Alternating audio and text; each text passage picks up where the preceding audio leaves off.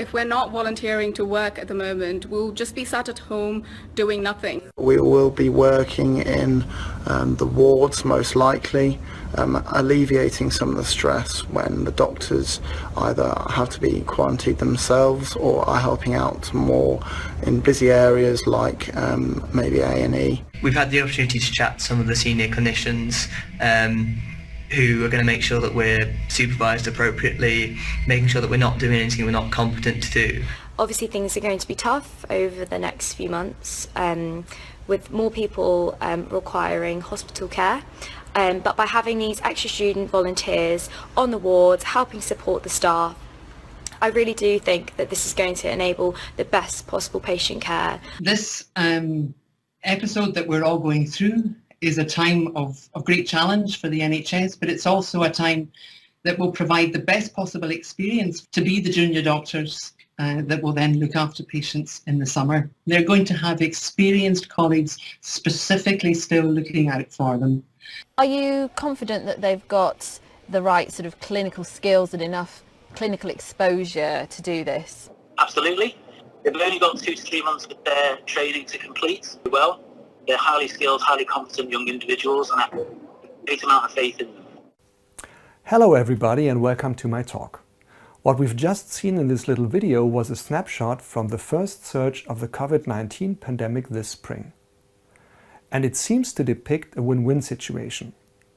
We've seen highly motivated medical students who volunteer to prevent the healthcare system from breaking down, alleviating some of the stress in order to provide the best possible patient care. But the students benefit as well. Instead of sitting at home just doing nothing, they will now get the experience that they need. And in line with that, we also heard the Dean of the School of Medicine at the University of Liverpool being convinced that this will provide the best possible experience for the nascent junior doctors. So one might ask, where's the problem? Now the point I want to make today in my talk is that despite all this wonderful commitment that we all have to be thankful for, we must not forget that medical students are learners in the first place. While this might seem self-evident, I will argue that it is not. And to illustrate this, I will refer to some studies that have looked into the forces behind the professional socialization of medical students, and I want to shed some light on how learning and teaching in the workplace unfolds. But before I do this, let's go back to the COVID-19 pandemic and hear some more medical students talk about their experience of working under these special circumstances, this time from Germany. The first quote is from Ali, and he studies medicine in Germany in his 3rd year. And here's what he says. When the corona crisis started in March, I volunteered for the emergency department. I wanted to help at all costs. Since 5 months now, I am standing in a container in front of our hospital and take swabs. I enjoy this work very much. But now I'm lagging behind 1 semester with my class schedule. Often, I'm so tired after working several shifts that learning doesn't work. What you hear from Ali illustrates a dilemma. While he enjoys working clinically and is highly motivated to help, he wasn't or isn't even able to learn because he's working too much. The second quote comes from Jeanette, who is 27, and here's what she says. I had completed training as a paramedic and had some working experience before I started studying. Thus, one of our teachers offered me a position on the Corona ICU straight away. The following weeks were extremely exhausting. I had no time for studying. But that didn't matter too much because our teachers were very understanding. Actually, it seems that for my cohort at least, the clinical work will be accredited as an optional study module. Now, because of her paramedic background, Jeanette was more than welcome to be part of the ICU team. She neither had time for studying, but she doesn't consider this to be a problem as her teachers were very understanding and her work will be accredited for her studies. Now, I want to be provocative here. Of course, it's better to prevent a major crash of the healthcare system than sitting at home just doing nothing. But I doubt that the medical student learned as much as they, their supervisors and deans imagined they would. And to put it even more boldly, I'm also skeptical and I doubt that their experienced colleagues found enough time to look out specifically for their students and supervise them appropriately in the heat of caring for the critically ill COVID-19 patients. But of course, I don't want to blame anybody. What I'd like to highlight, though, is that there is a conflict here that is typical for medical education. And this conflict unfolds between the wish of the medical students to contribute meaningfully to patient care in anticipation of their future role as doctors on the one hand, and their current role as medical students, as learners, where they are bound to study on the other hand. This conflict cannot simply be resolved as it is deeply enmeshed in the professional socialization of medical students. What we can do, however, is to be aware of this conflict, to reflect its influences on learning and teaching, especially in the workplace. And thus I want to elaborate a little bit more on how this conflict unfolds. What we've already seen in the opening film and the students' quotes is that there are a number of forces and agents that push medical students forward towards their future role as doctors. And most importantly, that is the never-ending need for more or additional workforce in the healthcare system. And as this role is what medical students are striving for, it comes as no surprise that they are enthusiastic about this and that they want to adopt it and are eager to adopt it and want to work and help out in caring for patients. And this is especially true as they might also experience situations during their medical education that sometimes painfully remind them that they are not doctors as yet, but students. I want to explicate this a bit more. In a seminal study from 1975 already, Judith Shuval from Israel described these driving forces and agents during professional socialization more precisely, as is illustrated on this slide.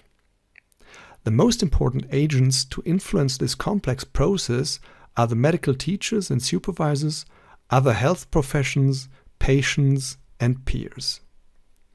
In interacting with these agents, students make quite different experiences that either push them forward to feel as doctors or backwards to feel as students. Imagine, for instance, a nurse collectively addressing a resident and a medical student with the following quote: "Someone has to take the blood samples and renew Mr. Smith's cannula. Who will be doing it?" This might leave the student with the impression that he or she is perceived as a member of the physician's pack, which might boost his or her feelings as a doctor. On the other hand, when he or she, after doing a procedure in a certain way, hears the following statement: "I don't know where you learned that, but here it doesn't work this way." This rather causes feelings of being a student with limited competencies. Now, the same holds true for a resident asking a student to take blood from a patient. Again, the student might feel as if he or she is a colleague already who is addressed at eye level. While this is certainly very much appreciated, it isn't necessarily a good thing in terms of learning.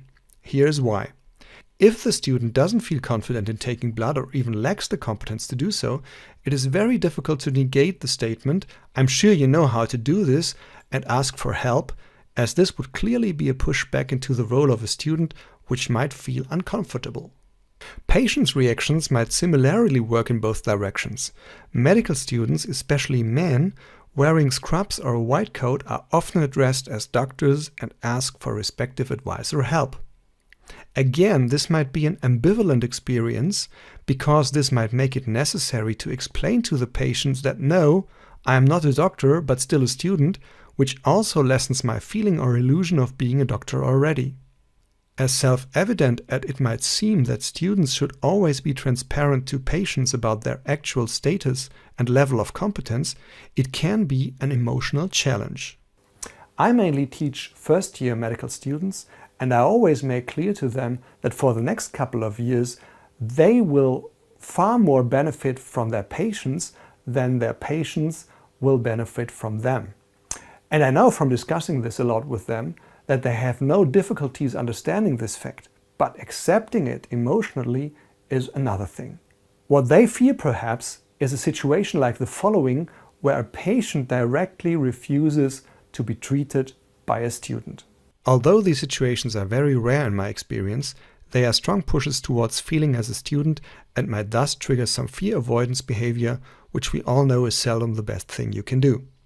Finally, peers also have a great influence on the socialization process. And here is another example from Germany, where medical students developed an internet platform to place volunteers into healthcare.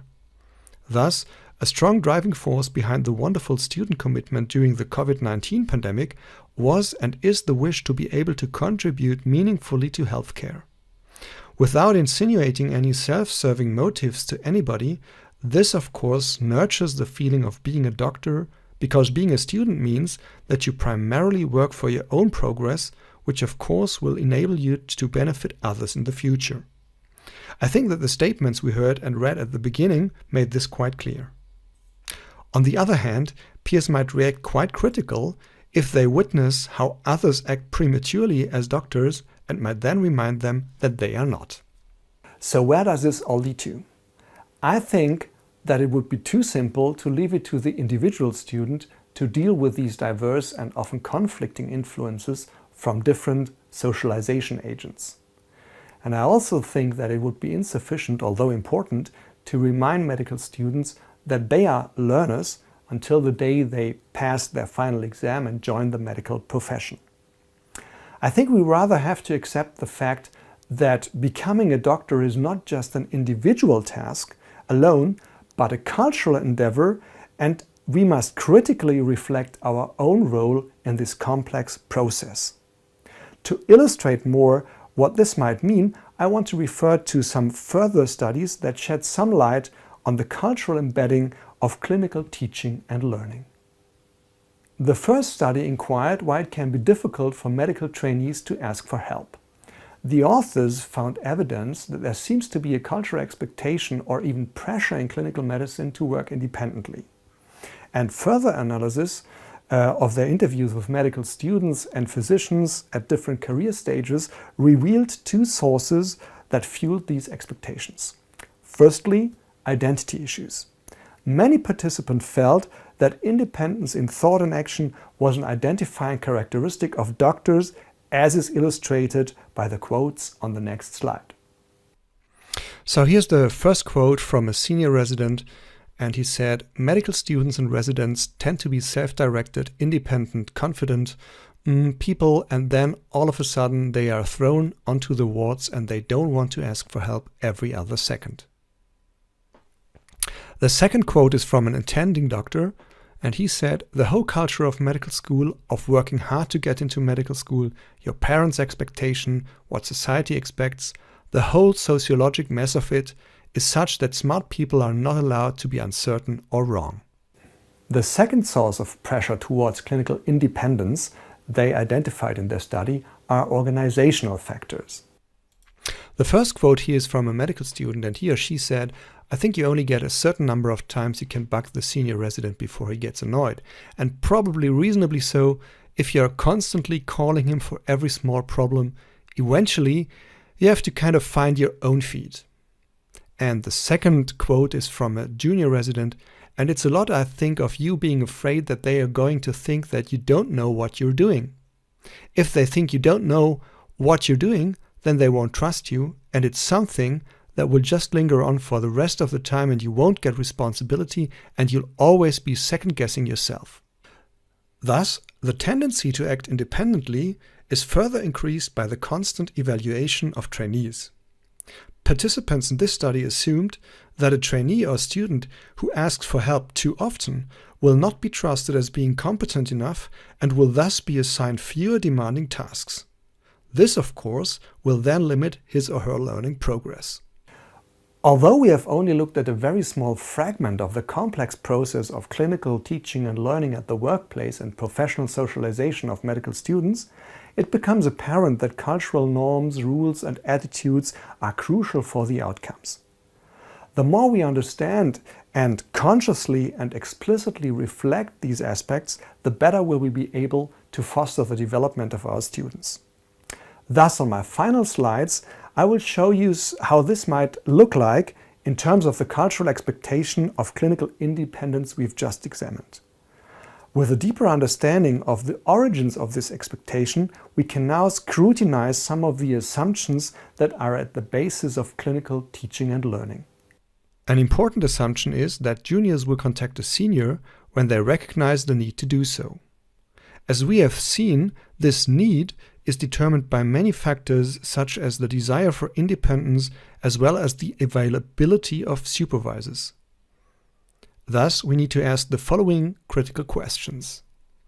Do any member of your team give the impression that A. They don't want to be disturbed or bothered, or B. The juniors ought not to be calling? And do more senior members of your team give juniors boundaries to work within, or must juniors second guess what is expected? The complementary assumption that senior staff members will respond if called needs to be inquired with the following questions. Are there members of your team known to be unsupportive, non-proactive with juniors? And if this is not known, how does one find out? A third assumption is certainly that senior staff members bring additional knowledge to the situation. However, senior staff members might drop out temporarily, for example, while they are in the operating room, and more junior ones have to step in as supervisors, which might prompt the following questions. When inexperienced middle-grade doctors replace experienced ones, are mechanisms put in place to compensate for the de-skilling of your team? And if working on a surgical ward, do juniors have easy access to medical support? Now, assumption number 4 is that a junior has the right level of confidence. This assumption relates again to the theme of the desire for independence and need to be scrutinized with the following questions. How do juniors know what each senior expects from them? And how does one instill in a junior an appropriate level of independence? Now, in conclusion, I want to emphasize 3 points. Firstly, and I hope this doesn't offend anyone, I'm deeply convinced that the most important contribution students can make in healthcare is learning, as there is no shortcut from the lecture hall to the ICU. This might be hard to accept in a situation where you think that it would be much more meaningful to take swabs 24/7, but I still think it's true. Secondly, clinical placements should always be recognized as learning opportunities in the first place. Every member of the healthcare team should be willing to accept that, even if it is tempting for students to contribute primarily to the efficiency of the team. And finally, socialization and learning in the clinical environment are influenced by a whole bunch of cultural factors that need to be reflected explicitly in order to foster the learning outcomes and professional development of our students. That's it. Thank you very much.